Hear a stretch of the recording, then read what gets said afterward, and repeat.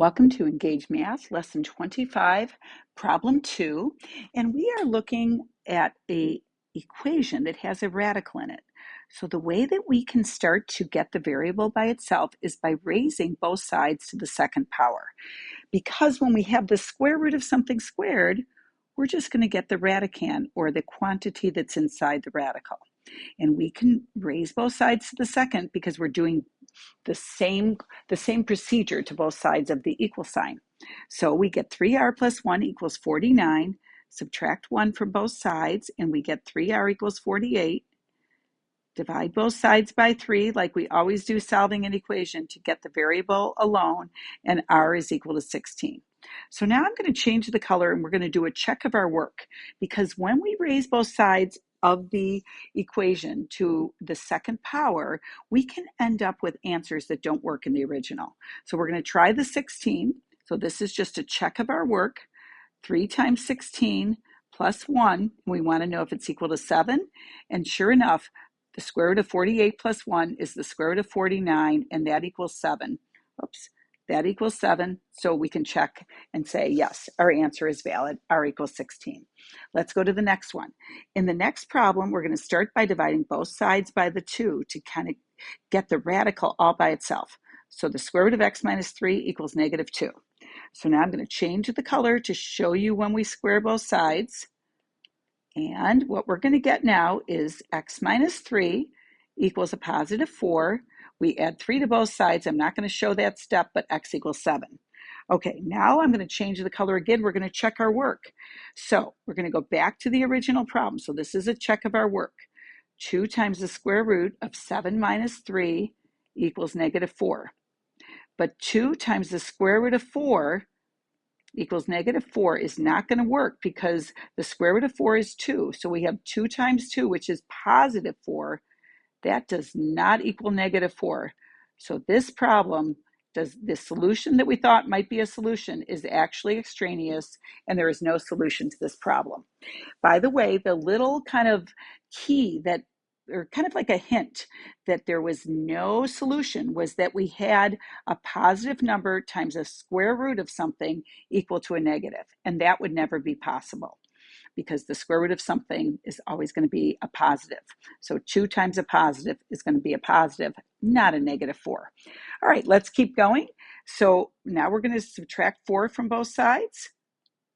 Okay, so we now have 3 times the square root of 2x plus 8 equals 27.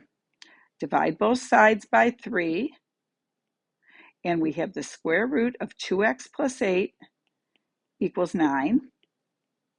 And now I'm going to change the color, and we're going to square both sides. So we now have 2x plus 8 equals 81. We're going to subtract 8 from both sides, minus 8 and minus 8, and we're going to get 2x equals a 73. Okay, and then we're dividing both sides by 2, and we're going to get x. And the value of x for this problem is going to be 73 halves, and you're welcome to reduce it if you would like, or not really reduce it, but to change it to 36 and 5/10 or 36.5, or you could just leave it as 73 halves. I'm going to, for this one, just do a quick mental check, kind of a mental math check. If you put the 73 halves in for that x right here, the 2 and the 2 right here and the 2 in the denominator would cancel, and we'd have 73 plus 8 is 81. The square root of 81 is 9. 3 times 9 is 27, plus 4 gives us a positive 31. It's totally good. We have the correct answer. Okay, let's now do the next problem. We're going to start by dividing both sides by 3. So on the left, I'm going to just put a 3 here and a 3 here. On the left-hand side, we now have just the square root of b minus 1. And on the right, we have 3 times the square root of 2b minus 19. The reason that I started by dividing both sides by 3 is just to make our problem a lot easier to work with, just smaller numbers. But now we're ready to square both sides. So I'm going to square the left, square the right. And on the left, we're just going to get b minus 1. And on the right, that 3 has to square 2, so it's 3 squared, which is 9, and then the 2b minus 19 is that innermost parentheses. So now we have b minus 1 equals 18b minus, and there's no calculator for this problem, so you could either do the 9 times the 19 the long way, kind of writing it out as 19 times 9. But what I'm going to encourage you to do is to think of 9 times 20 would be 180. But since we only have 9 19 times, it's 9 less than 180 or 171. So now I'm going to subtract the b from both sides and add the 171 to both sides. So let's just make that a little bit easier to read. It's a little small there. So again, I'm going to subtract b from both sides and then add 171 to both sides. Now, when I do that, our new equation, the b's cancel. So on the left, we have 170, and on the right, we have 17b. Make sure you can see that, 17b. We divide both sides by 17, and we have our final answer is going to be b equals 10.